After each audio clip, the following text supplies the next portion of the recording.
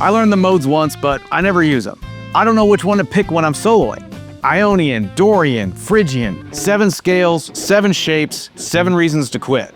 See, the frustration isn't because you can't learn them, it's because they were taught backwards.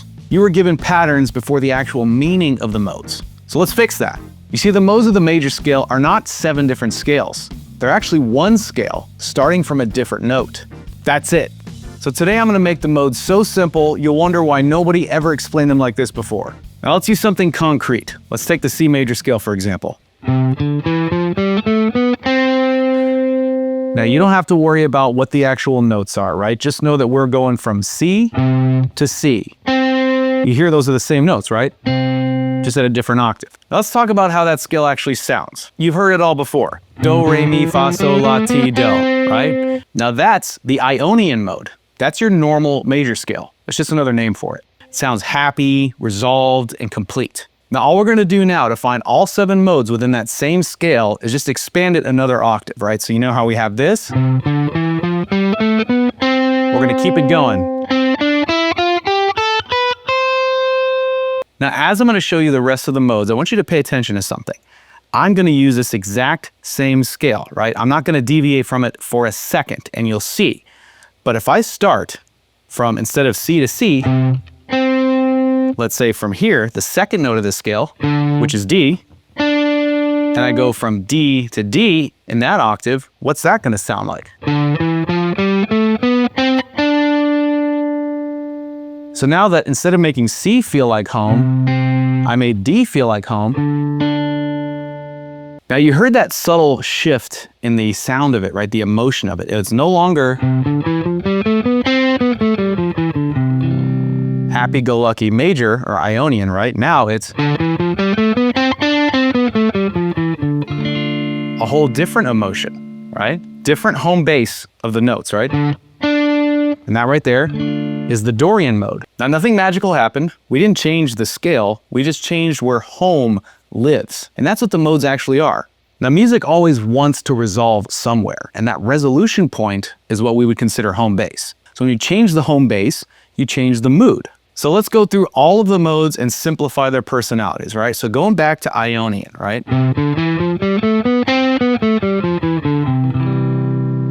Sounds bright, happy, and familiar. And then moving on, we shift the home base now to the second note in the scale, right?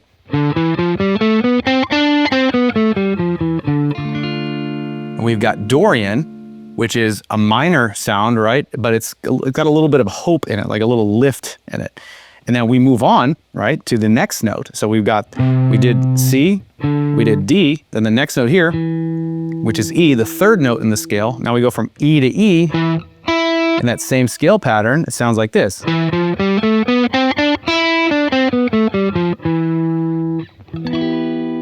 Now that's Phrygian, which is darker and has this kind of Spanish flavor. That right there is so far the most obvious shift, right, in the emotion of the scale compared to major. Now, if we move on to the fourth note in the scale, which is F, and we go from F to F, it'll sound like this.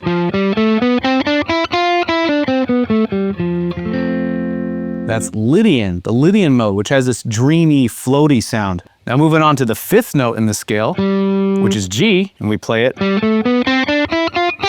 G to G, we get Mixolydian, which is this dominant sound. Dominant as in bluesy, right? Something that's very common in blues, classic rock, and like psychedelic rock.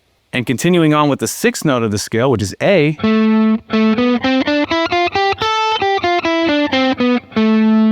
we get the Aeolian mode, which is our natural minor scale. So you know how we have natural major that we also call Ionian? We also have the natural minor, which we also call Aeolian. So it's definitely sadder, but it's got that familiar minor sound. And then finally, we have Locrian, which is very tense, a little unstable sounding, because it resolves, right, on a diminished chord. And it's definitely one of the less used modes, at least in like popular music. And then from Locrian, if we kept it going in this pattern, right, we're back at C. And if we go from C to C again, we're back to Ionian, right? So it all comes full circle. Now, I don't want you to memorize formulas. I want you to listen for the flavor of each of these modes.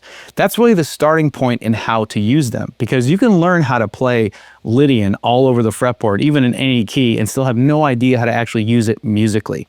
It starts with the emotion of the mode, right? Or the mood, as Frank Gambale calls it. He says that they should actually be called the 7 moods, and I 100% agree, because they all kind of have their own mood, their own vibe. And when you understand that, that's how you can learn how to invoke that mood or that vibe in your playing. And that's kind of the first step into actually using it. So let's talk like in real life, right? If you're jamming over a minor groove, you could use natural minor like Aeolian, and it'll sound sad and match the emotion. But if the groove doesn't actually feel sad, maybe instead of Aeolian, like especially if the groove feels more like funky or bluesy, try Dorian. Dorian goes really far in a groove like that. And if you're playing over a rock, blues, or country song that's got 7th chords in it, then the Mixolydian mode will sound right immediately. So you don't need a bunch of theory books or charts just to understand this at its most basic level.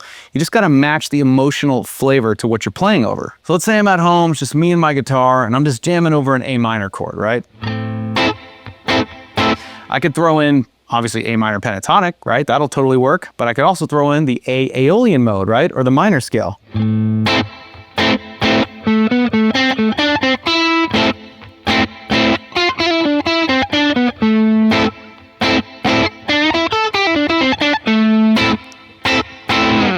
All you got to do is stay in that same pattern and then shift which note is your home bass, and that's it, right? If you're grooving over an F chord, let's say, you could throw in the Lydian, right? So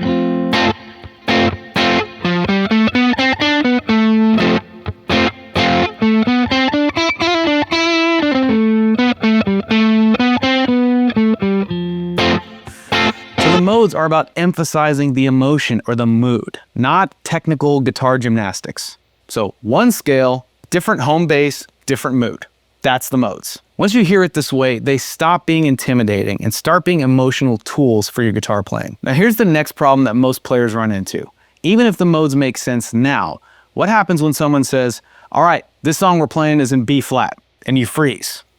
That's not a mode problem, that's a fretboard freedom problem. That's why we made a free lesson for you called How to Solo in Any Key. It shows you how to unlock the fretboard so you're not stuck in one box. And you can move all the modes that we just learned today anywhere on the neck. Because once you understand that it's just one scale with different home basses, the next step is being able to find those home basses in every key instantly. That's real fretboard freedom. So click right here to grab your solo in any key lesson, or if you're watching this on TV, scan that QR code with your phone, or check the link that I left for you in the description box. And the next time someone calls out a random key at a jam session, you're not gonna panic. You'll know exactly what to play. And that's when this stuff really becomes fun.